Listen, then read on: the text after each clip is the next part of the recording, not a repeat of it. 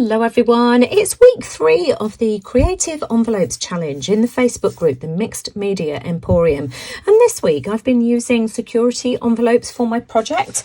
I've got a whole heap, here we go, of security envelopes that I've been holding onto since forever. And this is the project that I've made for this week. And so I'm just going to show you very quickly how to make these. So I've punched 2 circles out of 300 GSM cardstock. This is the punch I've used. It's the EK circle punch. It's a 2.5 inch circle punch, and I just glued 2 of these together using some 3-in-1 glue. So we'll just add some around the cardstock here, and then I just flatten it between a book just to make sure that it doesn't wrinkle and warp. So just gluing 2 of these together just like that, flatten it, and then I'm just going to put this between a book for just a couple of minutes just to make sure that that's firmly attached. So I've got 2 circles here. These are both 2 layers of the black cardstock glued together, and I've punched out 2 more circles out of security envelopes. So I've got 1 black, sort of like a greyish colour, and 1 in blue. I'm going to glue these on top of the cardstock just using a glue stick. So I'm just going to, I've got a piece of deli paper here just to catch the excess glue, and so I'm just going to apply glue all over the back and then just stick these down to the black cardstock just like this. There we go, and I'll do the same with the other one as well. I've got 2 stamps that I'm going to be using. I've got a bumblebee. This is unbranded. I just got this from Hobbycraft. I've also got this butterfly here. This is a Paper Mania butterfly, I do believe. And so I'm just going to use my embossing stamp pad. Let's start off with the bumblebee. I'm going to pop the bumblebee onto the honeycomb security envelope. So I'm just going to make sure that I apply plenty of embossing ink, and I'm going to do my best to centralize it about there, I think. So press that down. So there we go. So that's the bumblebee. Make sure that we've got plenty of ink on there. Then I'm going to take that off and pop the butterfly on there. Make sure I get it the right way round. And again, I'm just going to apply plenty of the embossing ink. Here we go, like this. And stamp the butterfly on the other circle. About there. And again, press down, make sure that that grabs and that you've got plenty of ink. And so now I just want to apply some embossing powder. I've got some black Paper Mania embossing powder. I'm going to give it a good shake just to break up any particles and apply this over both of my circles. Here we go. I can use a paintbrush just to get rid of any excess that might accumulate where you don't want it, so around the edges, etc. So that's that one there. Let's do the same with the butterfly. So apply some ink there as well, and again just get rid of the excess. And I'm just going to heat set these with my heat tool.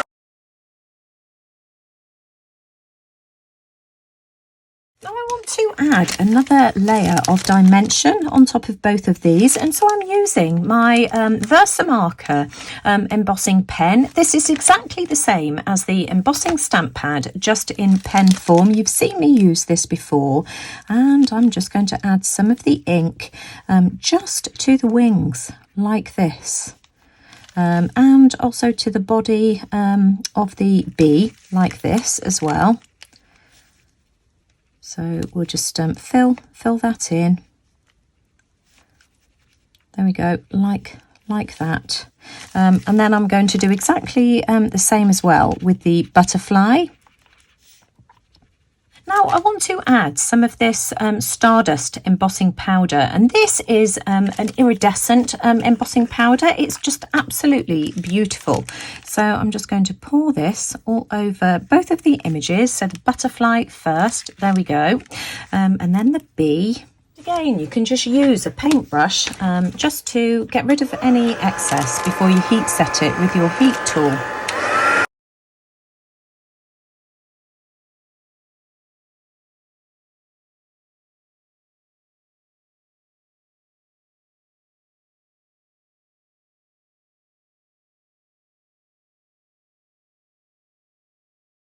Aren't these pretty? Just look at that iridescent sparkle. I just think they're beautiful. Can you see it glimmer? Now, of course, these are quite different to the grunged up ones that I've got here. So I'll show you how to do that in a second. Now, these ones here were done in the same way. But for these ones, I used the Ceph Apta baked texture in patina oxide.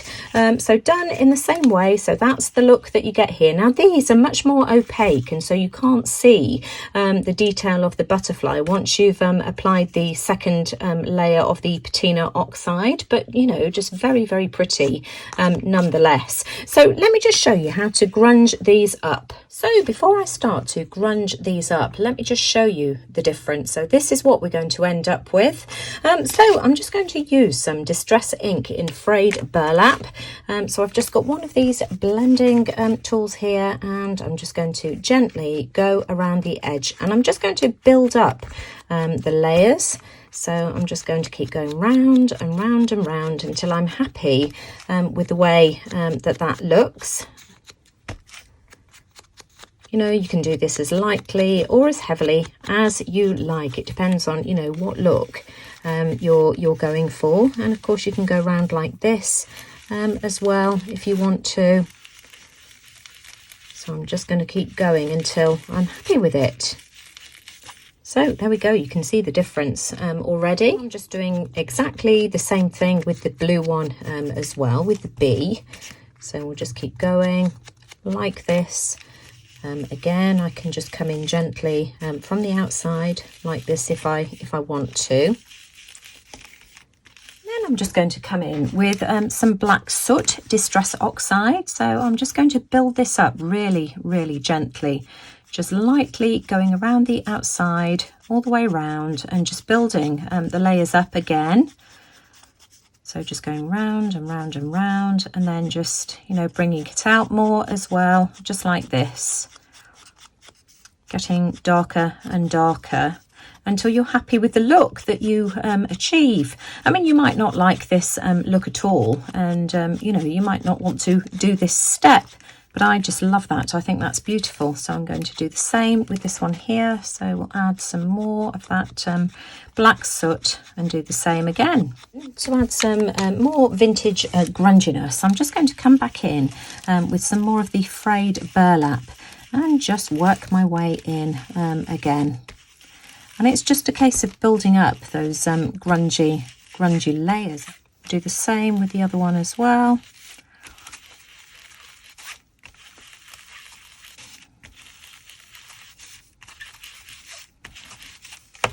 There we are. These two here, I just want to see how it looks if I add some of the treasure gold around the outside.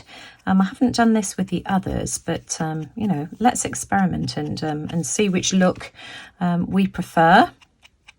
So I'm just going to go round like this. You know how much I love my treasure gold. This colour here I think is Florentine. There we go, Florentine. Let me just pop that there so that you can see it.